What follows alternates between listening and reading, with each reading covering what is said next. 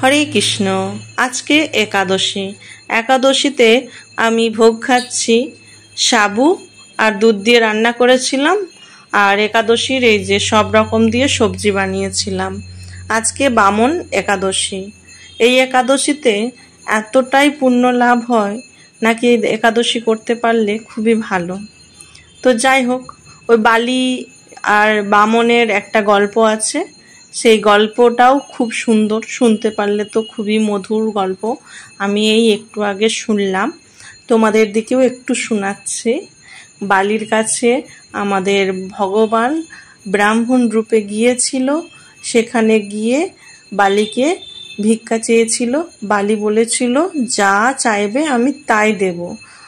আমাদের ভগবান 3 পদ জায়গা চেয়েছিল। বালির গুরুদেব মানা করেছিল, বালি কিন্তু শুনেনি। তার অহংকারে সে কথা শুনতে বাধ্য নয়। ভগবান যখন 3 পদ জায়গা চাইল, বালি তখন বলল, ঠিক আছে, আমি দিয়ে দেব। বালির মেয়ে ভগবানকে দেখে খুব ভালো লেগেছিল। ভগবানকে দেখে প্রথমে সন্তান রূপে চেয়েছিল।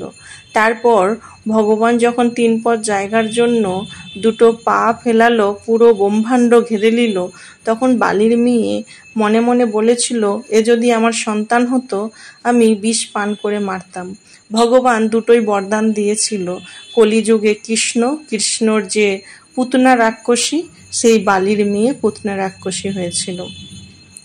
আর বালি যখন 3 পদ জায়গা দিতে পারল না, 2 পদ জায়গাতেই পুরো ব্রহ্মাণ্ড ভর্তি হয়ে গেল, তখন 3 পদের জন্য পা কোথায় ফেলাবে? বালি তখন নিজের মাথা পেতে দিয়েছিল, সেই মাথার উপরে পা দিয়েছিল। বালির অহংকার চূর্ণ হয়ে গেছিল। আমাদের ভগবান এইরকম ভাবেই সবার ভুল ভাঙে আর